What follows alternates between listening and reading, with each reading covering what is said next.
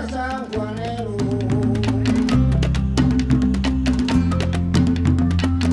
Los muertos no vuelven, pero con ayuda del gobierno, los vivos seguimos adelante.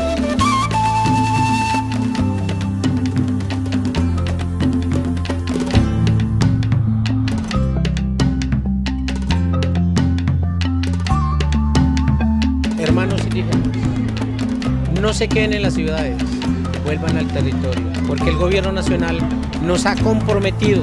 Anímense, compañeros, hermanos y hermanas, anímense, queremos ver en nuestro territorio.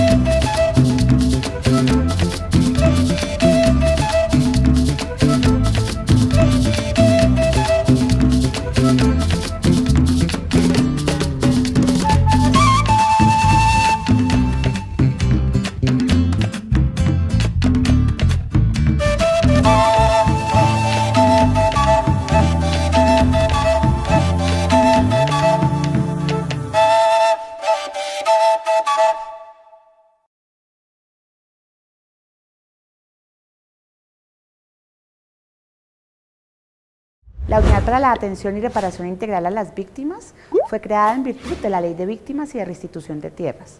Es la entidad encargada de coordinar a 42 entidades del Sistema Nacional de Atención y Reparación Integral a Víctimas en el nivel nacional y a todas las entidades en el nivel territorial, para garantizar acciones articuladas en pro de la garantía de derechos y de la reparación integral a las víctimas. Igualmente, la unidad es la encargada de ejecutar lo que tiene que ver con las indemnizaciones y de coordinar todo aquello que tiene que ver con la reparación de colectivos y de comunidades. La reparación colectiva es aquella reparación que se hace a grupos o comunidades que han sido impactados de manera importante por el conflicto. Estamos hablando de grupos étnicos, de colectivos políticos, sociales, que en virtud de su trabajo, de su defensa de los derechos humanos, han sido afectados de manera desproporcionada y ameritan un reconocimiento específico e integral por parte del Estado colombiano.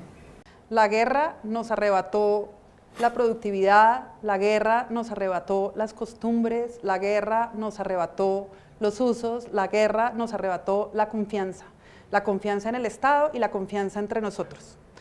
La reparación colectiva busca sanar o resarcir esos daños que la guerra causó en cada uno de nosotros, que hacemos parte de una comunidad, de una organización o de un grupo. Volver a buscar como ese pegamento que le daba sentido, que nos daba sentido como comunidad, como grupo o como organización.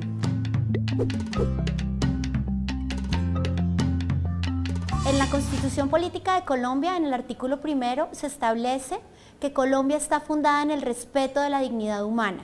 Sin embargo, con el conflicto armado, todos los días ocurren violaciones a derechos humanos, infracciones al conflicto armado, secuestros, torturas, desaparición forzada, reclutamiento, desplazamiento forzado, en fin.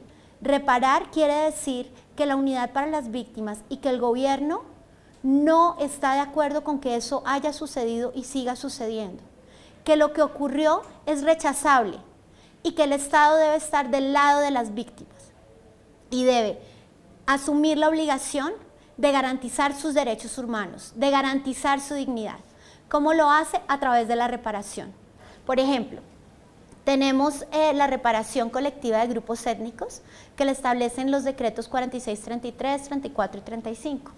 Estos decretos ley, que son para las comunidades étnicas, establecen que más allá de las pérdidas individuales de cada uno de los miembros de las comunidades, ha habido pérdidas territoriales, ha habido pérdidas, por ejemplo, de las lenguas, ha habido pérdidas de las costumbres de las etnias, y entonces debemos entrar a reparar para que esa ese patrimonio cultural no se pierda y se pueda recuperar para esas comunidades y también pues para el país. Igualmente organizaciones, grupos sociales, políticos, sindicatos, defensores de derechos humanos, organizaciones de mujeres o grupos y comunidades enteras que, por ejemplo, como en Mampuján, como en San Carlos y como en muchas partes del país, por desplazamientos masivos, el pueblo quedó abandonado y hay que recuperar todo ese lugar, ese territorio que es colectivo para una comunidad. La ruta de la reparación colectiva contiene una serie de pasos que nosotros vamos desarrollando de la mano de los sujetos de reparación colectiva. El primero de ellos es el proceso de identificación. Año a año, nosotros como Unidad para las Víctimas vamos identificando posibles sujetos de reparación colectiva. Esto es porque la ley estableció que el proceso de identificación se puede hacer por oferta, como lo estamos haciendo hoy en día, o por demanda.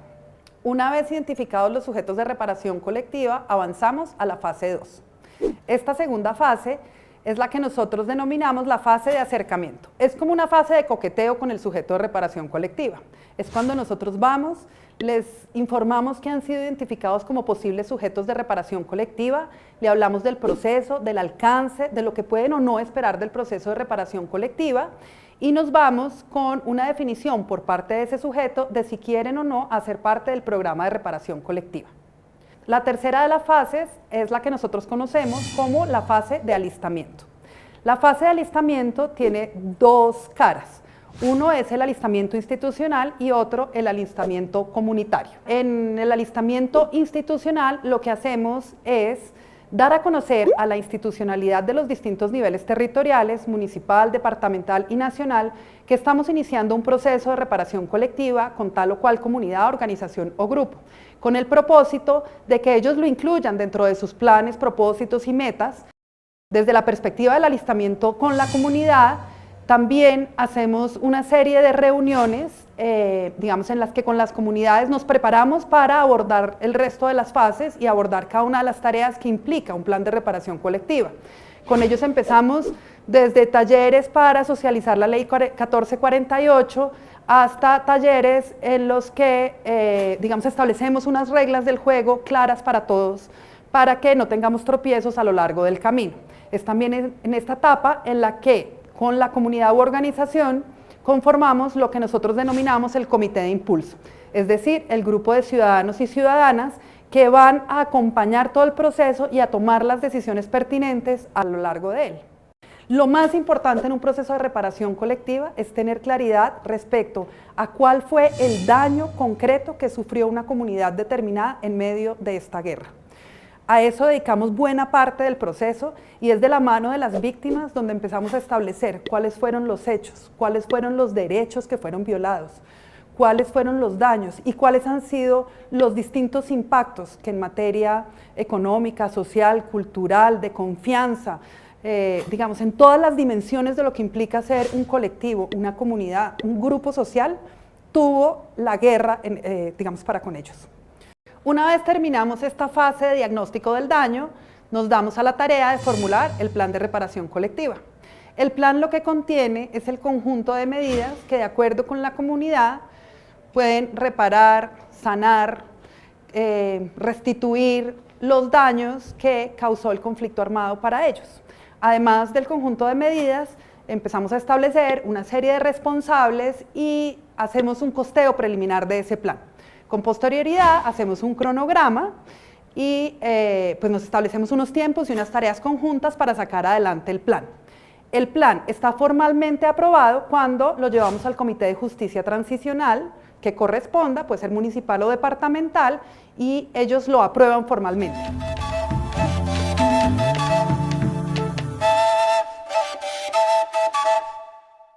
Este año, en el 2012, empezamos con 32 procesos de reparación colectiva.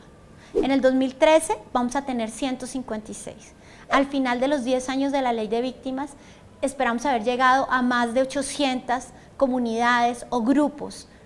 Tenemos esos planes de reparación colectiva formulados en la mayoría de estos procesos y además hemos avanzado también en procesos muy significativos, como es el caso de Mampuján, que ha aportado mucho a la historia de este país.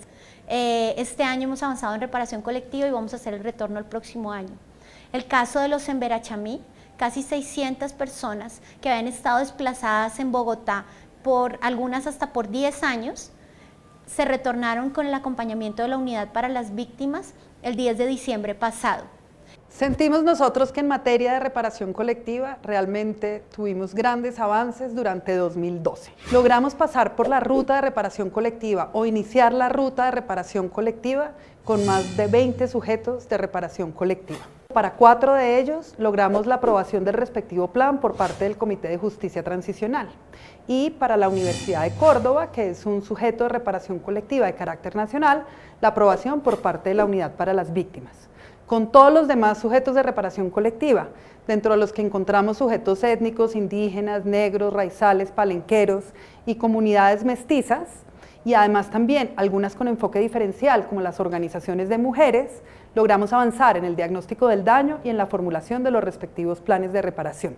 Hemos avanzado de manera conjunta, hemos definido planes, hemos hecho apuestas conjuntamente de manera concertada y hemos avanzado en dar pequeños pasos, que son grandes pasos en esa confianza hacia el logro de esos acuerdos y de lo que para ellos es ese plan de reparación colectiva, lo que para ellos es lo más significativo como comunidad, lo que ellos quieren recuperar, lo que ellos quieren volver a tener que tenían antes de que ocurrieran los hechos, y es una vida en comunidad, una vida productiva, con unas relaciones armónicas entre ellos, y una vida en la que el Estado hace parte de las relaciones y de las definiciones finalmente que los afectan, un Estado que cumple, un Estado que responde, un Estado que garantiza, un Estado en el que se puede confiar.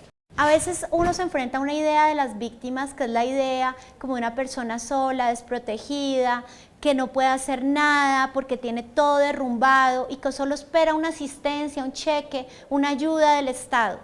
Eso es mentira. A donde vamos, encontramos comunidades que tienen mucho que enseñarle al país. Mujeres, hombres, muchas mujeres que invitan a las comunidades a retornar cuando nadie cree que se puede hacer un retorno, que reconstruyen sus tejidos sociales, que buscan, que se consiguen un predio, que van y pelean en la personería, en las propias oficinas de la unidad de víctimas, que exigen sus derechos. A veces no es fácil restablecer esa confianza entre el Estado y las comunidades, pero nos encontramos por todas partes con víctimas que nos hablan con mucha dignidad, con mucho respeto, que exigen sus derechos sin violencia, sin abusos, sino con dignidad, y que solo nos han enseñado a decir, tienen toda la razón, permítanos ser un Estado mejor para responderles a ustedes. Sin duda alguna, 2012 sobre todo fue un año de aprendizajes para la reparación colectiva. Aprendimos muchas cosas y esperamos que esos aprendizajes se reflejen en que ahora en adelante hagamos nuestra tarea de una mejor manera. Aprendimos, por ejemplo, que la ruta no es inflexible, que la ruta se tiene que adecuar de alguna manera a las necesidades de nuestras víctimas, a las necesidades de los sujetos de reparación. Aprendimos también que la participación no es solamente como un eslogan o un principio del accionar nuestro, sino que la participación en realidad es inherente a la reparación colectiva, que a cada paso nosotros debemos contar con la participación de las víctimas y que esa participación es compleja, no por difícil, sino por la cantidad de sentimientos, actores, sectores que ella involucra. Aprendimos también que las víctimas deben liderar como este proceso, que nosotros la única manera de garantizar que realmente nuestro accionar sea reparador desde el mismo momento en que nos presentamos ante las víctimas es si siempre ellas lideran cada uno de los pasos que nosotros vamos dando. Aprendimos que la reparación colectiva es crucial en este país, que el dolor que nos dejó la guerra está latente y está allí, y está en la vida y en la cotidianidad de muchos de nuestros conciudadanos, y que nosotros tenemos que actuar con respeto, pero también con firmeza frente a ese dolor y frente a ese sufrimiento, si queremos que de verdad en este país la reconciliación sea una realidad y la reparación colectiva aporte a ese proceso de reconciliación. Hemos aprendido también que el territorio es fundamental en esta tarea de la reparación colectiva, que el daño causado por la guerra tiene una expresión distinta dependiendo del territorio al que nos refiramos y que por tanto nosotros tenemos que tener en consideración las dimensiones sociales, políticas, económicas y culturales que tienen lugar de manera particular sobre esos territorios para que podamos garantizar la sostenibilidad del proceso de reparación que queremos adelantar en cada uno de esos territorios. Los procesos de reparación colectiva, como los concibe esta institucionalidad, transforman e impactan de manera definitiva la percepción que tienen las víctimas y las comunidades sobre el mismo Estado.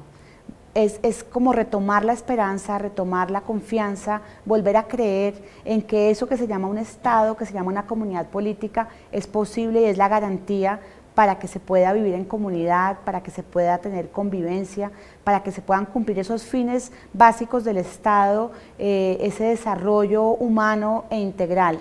Logramos con ellas construir lo más importante de este proceso, que es confianza, volver a tejer esos lazos entre el Estado y las comunidades victimizadas para poder dar pasos favorables hacia un camino que nosotros creemos que es de construcción de paz y de reconciliación. La reparación colectiva resulta muy importante para la reconciliación de este país y para el logro de una paz duradera. La reparación colectiva es la posibilidad de que sanemos las heridas, es la posibilidad de que confiemos los unos en los otros y en el Estado. Es la posibilidad de que podamos volver a construir nuestros proyectos de vida, los individuales y los colectivos. Y yo creo que esas 4 cosas son ingredientes fundamentales de un proceso de reconciliación y de paz.